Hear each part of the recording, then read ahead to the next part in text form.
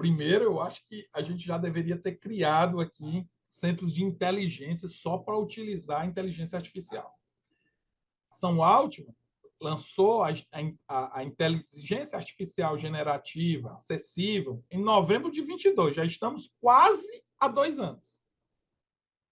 Então, isso já era para ser, né, eu já era para ter um centro de inteligência ligado ao Estado, né, algumas prefeituras, deveria ser um centro amplo para discutir o poder disso, porque o mundo todo está discutindo. Lembrando, isso ficou acessível de novembro de 2022 para cá, mas as indústrias já estão pesquisando isso há muito tempo. Tem carros autônomos já trabalhando com isso há algum tempo. Você já usa isso, né? Quando você usa o seu TikTok, o seu Instagram, eles já estão usando. Você começou a gostar de uma matéria ligada. Eu achei interessante que essa semana eu comecei a dar atenção a alguma coisa de culinária. De repente, o meu feed é só culinária. E aí eu digo, meu irmão, os caras estão fazendo isso daqui a pouco. Eles vão influenciar na minha compra lá no supermercado. Quando eu chegar lá, eles sabem que eu gostei disso aqui. Então assim, Kerley, isso está acessível.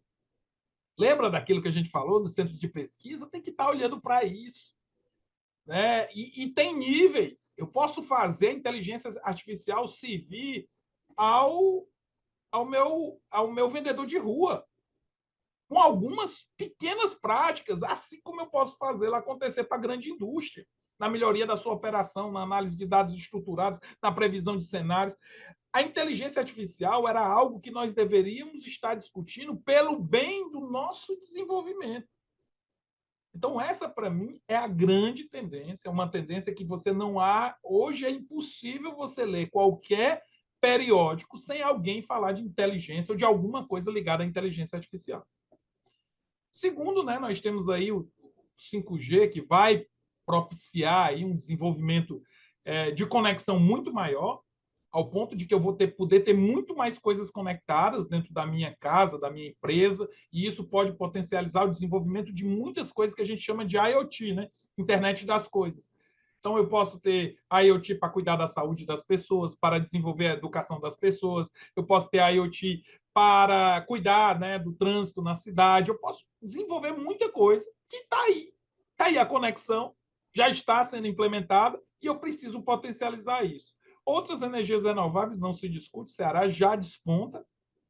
Eu acho que agora a gente tem que aprender a transformar isso num potencializador para o Brasil todo, né? Como é que eu incentivo, crio negócios, crio metodologias, implemento mais energia eólica e mais energia solar, onde, né, a gente puder fazer. Imagina, a gente está em cima da linha do Equador, praticamente. Todos os nossos estados paralelos a gente tem a mesma incidência de sol. É interessante quando você viaja a alguns países da Europa, né, alguns países ali, você vê muita incidência de placa solar em cima das casas. Né? Você está vendo aí o crescimento de uma BYD, por exemplo.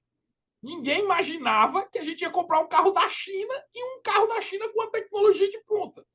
E hoje, para quem já, né, quem não tem o hábito de andar carro solar, se você viajar em São Paulo, o 99 já tem uma das bandeirinhas dele lá, que é só carro com energia renovável.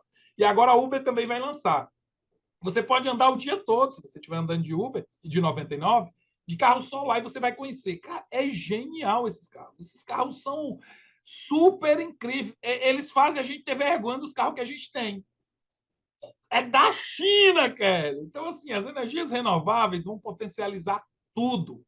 Por quê? Porque esse é a tendência. A gente precisa trazer um mundo de sustentabilidade, que é uma outra tendência. Eu preciso olhar para a sustentabilidade. Não é possível que eu venha nesse monte de queimada, essa falta de chuva, essa chuva em demasia. Eu não posso olhar que isso precisa ser, que isso é um fator que está acontecendo em virtude de um comportamento humano. E eu preciso, sim, cuidar das áreas sustentáveis, eu preciso gerar negócios que causem mais impacto social, né? Eu não posso aumentar o PIB de um estado sem desenvolver sua população, porque se eu concentrar recursos em grandes atividades industriais, eu não mudo a vida das pessoas. Porque com esse processo de automação, com esse processo de otimização, você vai precisar de menos. A inteligência artificial ela vem para reduzir, sim, o número de mão de obra, com certeza. Por quê? Porque ela automatiza processos. E isso é o fundamento. Ah, mas nós temos que criar outras oportunidades. A gente poderia ter 10 vezes mais turista do que o que a gente tem hoje. Então, vai desempregar em algumas áreas, vamos trazer para cá. Né? E economia circular, né? Baseado nessa gestão aí, né? A gente precisa estar olhando para ciclos continuados, né? Em que o descarte de um sirva a outro, que a gente possa. Então, essa é uma tendência muito importante. E também a gente não pode esquecer em biotecnologia, né? Tudo que a gente usa de produtos químicos, né? Fármacos, aquilo que a gente usa para o nosso dia a dia, na nossa pele, tudo isso é biotecnologia. E a gente tem grandes centros sendo desenvolvidos. Então, a gente tem todas essas tendências. Né? E uma das que eu gostaria que fosse também, Kerlia, para encerrar esse nosso overview de tendência, é o de desenvolvimento de mulheres e homens empreendedores. Acho que deveria ser uma tendência nossa. E assim, eu precisaria ter mais pessoas pensando em desenvolver suas próprias oportunidades. Lembra? Essa é uma forma da gente combater todas as mazelas que a gente tem. Porque na hora que as pessoas decidem criar soluções para a saúde, para a educação, para a segurança pública, para o trânsito, né, para todo o nosso desenvolvimento, e essas pessoas elas conhecem o caminho, porque ser um empresário, ser um empreendedor, ele também tem um método. Isso é quase científico também. Você tem passos que tem que seguir. É um processo de validação, de teste. Nem todo mundo consegue passar por isso, mas eu precisaria desenvolver mais, até porque todo cearense, no final do dia, é um empreendedor. A pessoa sabe se virar com o que tem. E assim, eu sou consultor também do Banco do Nordeste, um dos programas lá chamado Microcrédito, Crédito Amigo. E a gente mapeou lá, 65% são mulheres. E essas mulheres têm múltiplas atividades, Kelly. Ela vende uma coisa, faz outra, presta um serviço, ela tem 3, 4 multiativos. Por quê? Porque no final do dia não pode faltar a comida no prato dos filhos. E isso é a mentalidade que a gente precisa desenvolver, porque a gente não vai ter emprego no Ceará para todo mundo. A gente não pode ter uma geração que vai depender de programas sociais para sempre. A gente vive numa situação de que nós precisamos olhar o desenvolvimento empreendedor com todo o recurso que o Estado é capaz de propiciar e a iniciativa privada, como uma grande tendência para que o Ceará seja esse cenário de grandes oportunidades de inovação, que daqui a pouco eu esteja conversando aqui, imagina, São Altman vem para cá discutir inteligência artificial, eu esteja aí alguém que manda aí com a parte de energia solar, vem aqui discutir. Então, imagina que a gente possa fazer do Ceará esse centro.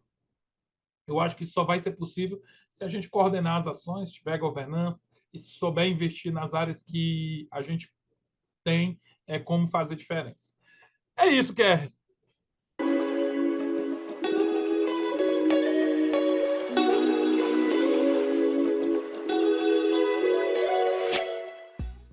Inscreva-se no nosso canal, ative o sininho e fique por dentro dos melhores conteúdos.